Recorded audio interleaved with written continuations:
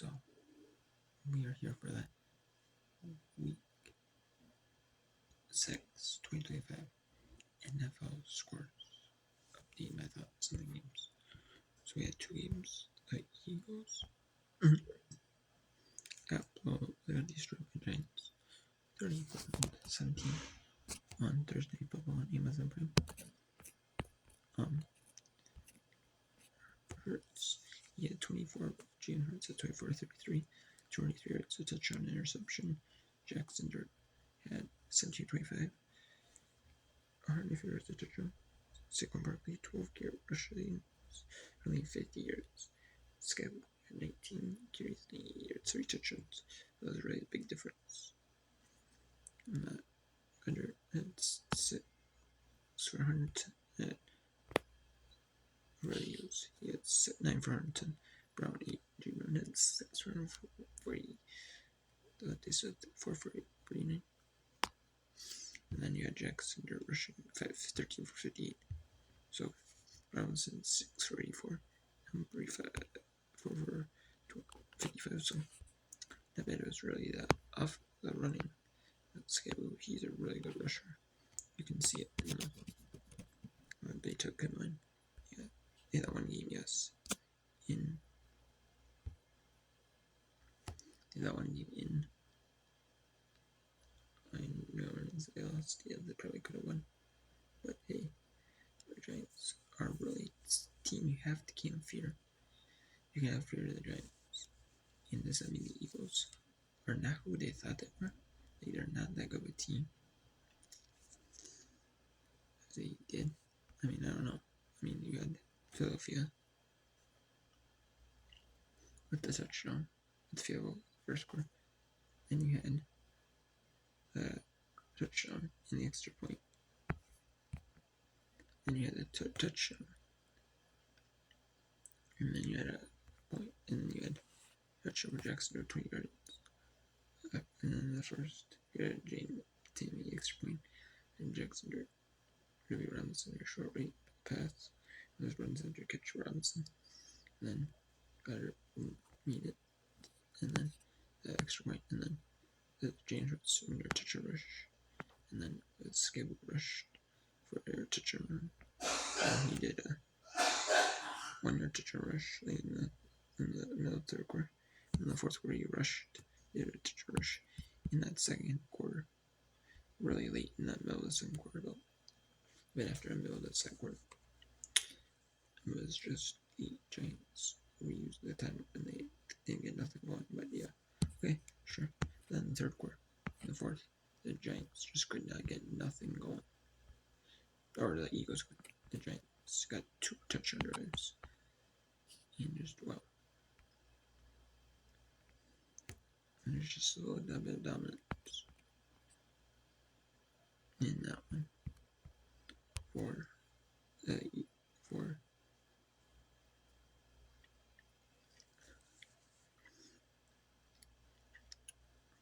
little bit of dominance by the Giants in the second half. And then in the Broncos and the Jets, the Denver Broncos, they defeat the New York Jets 13-11 at Tottenham Hotspur Stadium in the Northumberland Development Project. Neither team looked really good. Winix 19-30, 100 yards, a touchdown. Justin Fields 9-17, passing for only 45 yards. And then J.K. Downs 14 carries for 54 yards. Breece Hall 22 carries for 50 yards. Neither team looked that great. I mean, that first quarter, the Broncos had the 10 points. And you thought, okay, they'll come out strong, you know. And then the Jets answered with 6 points. And I thought, okay, no, come out, like, they took the opportunities they got. And they weren't able to score touchdowns, but they were able to get field goals on. They're like, okay, maybe a team that's struggling, they scan something on the board if they can hold the defense. That'll be good. And at least get field goals and drives. You know, that'll be good for offense that's, you know, be struggling a little. But no, they just couldn't. And you had Bo Nix. He had five rushes for 24 yards, 1440 for J.K. Dobbins. And then Ingram, 4-5 for 42. Mims Jr., 2 for 30. Atkins, 2 for 23. Right. So it was a bunch of receivers with 20 yards, like a few catches. And then Fields did not really rush that much, run that much. It was 9. And then Fields had 7 for 31 yards. And then Reynolds had 3 for 25. Wilson, 3 for 13. It was really like the defense, like the assists, the tackles, and defense.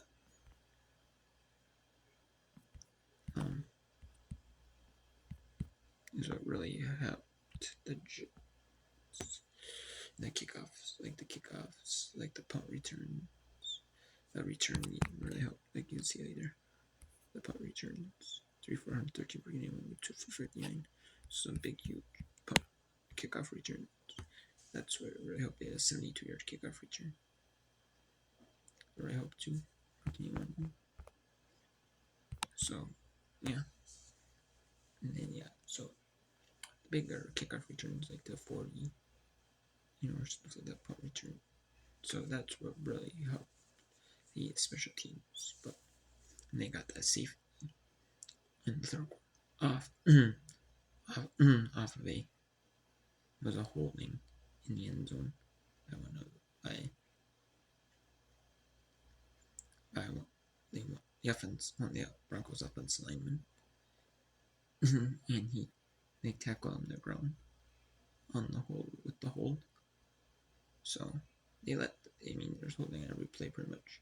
But if it's not like a super egregious hold, like they'll let it go. They usually let holding go, because and that one was a really egregious one. Got tackled the ground on that holding, and it probably would have been a sack, probably a sack in the end zone, or at least caused more pressure for a result. So it was in the end zone. There's pass interference on the offense in the play, and then there was a holding that have made it after it was on 3, made it first and 10 on the 1.5 half the distance, and then that was declined, and then there was holding, and the holding happened in the end zone. So they call it a safety and the jet, and then they got the 11-10 lead after a field goal in the third quarter.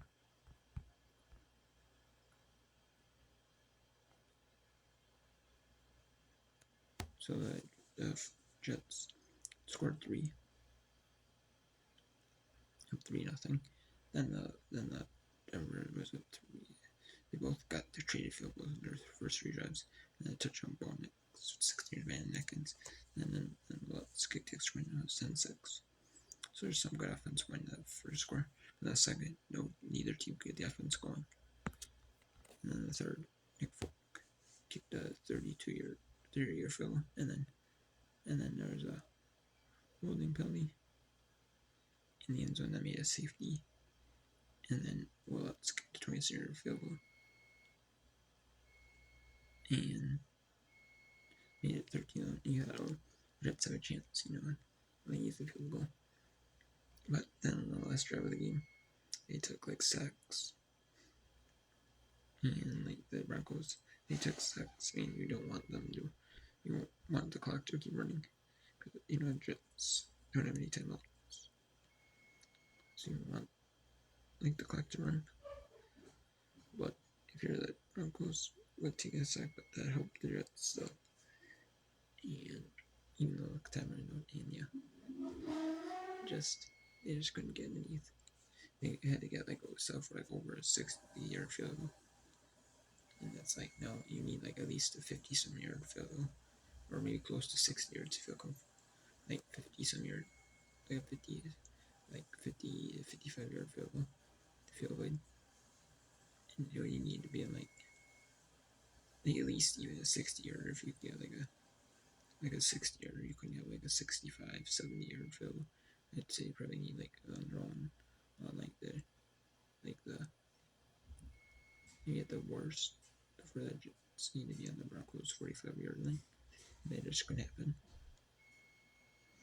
and they get first down, and then maybe a few more yards after first down.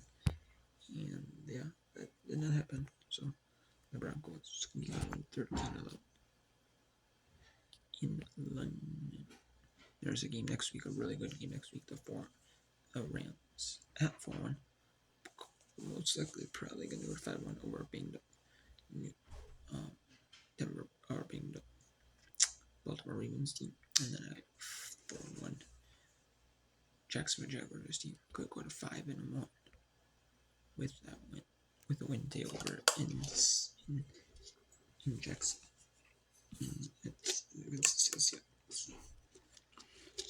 So it's scoreless that game. 10:56 going first score. Chargers Dolphins. Arena on 9:17 to go on first. Rams Ravens. First score. So 11:22 in the first score. The Ravens have the ball on the run around 32 yard on the Rams 32 yard. It's Ravens first possession of the game. The Jaguars already had their possession. So it did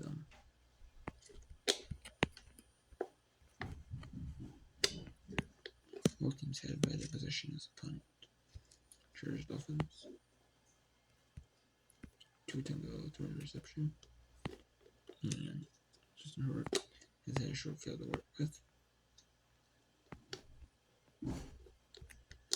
work with.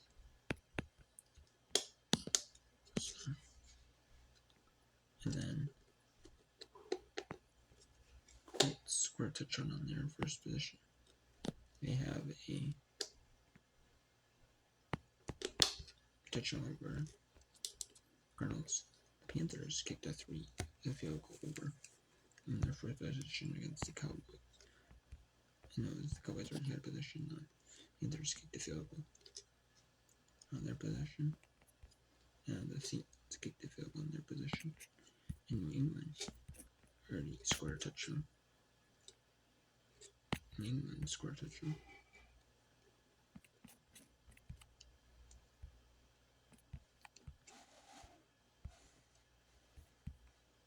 And a 53-yard touchdown.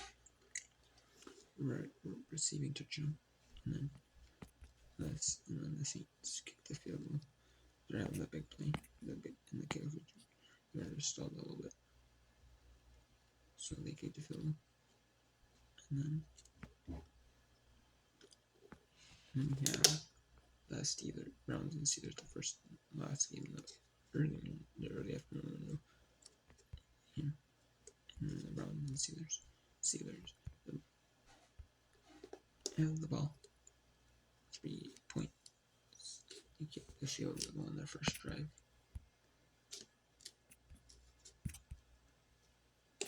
And they kicked the field on their first drive.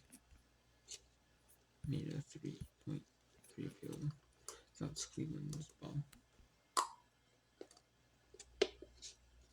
Now after the kick reaching 28, so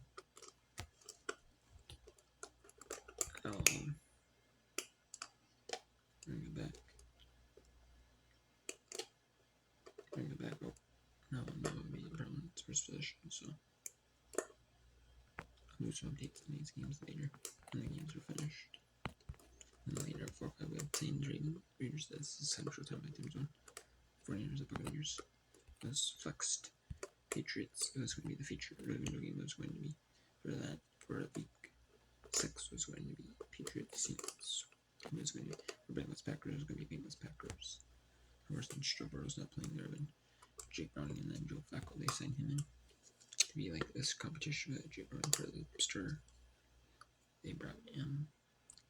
So it's going to probably be Joe Flacco. Could be Joe Flacco in. And then, so they decided, NFL decided to flex 49ers Buccaneers to the 4:25 window. And then the Browns, and that was going to be the 49ers Buccaneers game. It was going to be the featured early window game at 1 p.m. in CBS. That was the Rams Ravens. They already picked the NFL. Fox already picked that as their featured game. They go a little bit before. It was after I think, during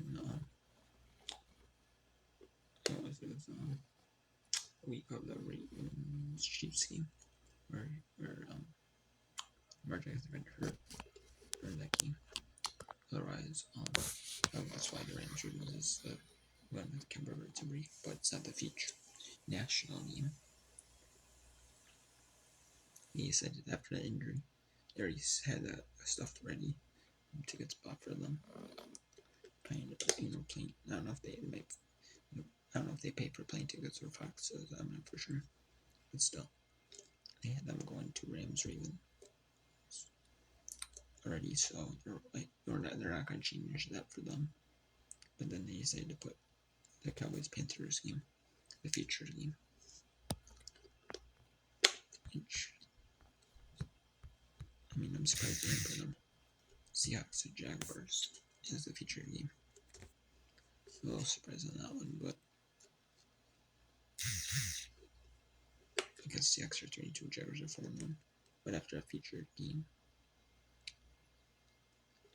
but they're doing that probably because Dallas is like the feature a big team, and it's got that well-known injury. People love watching Dallas, or even though if Dallas isn't good, they have Dallas on like Michael Bursh's back in Dallas Cowboys, and he was in for Dak Prescott. They still have a bunch of games, even though it was on Sunday, Monday night, but they brought him the feature announcers like Kemba Vertebrae in those games, and they put him like second tier. But they would still show it as like the national game, just not with the feature announcers. Like Julius Gregoson, still so. The number one screw at least.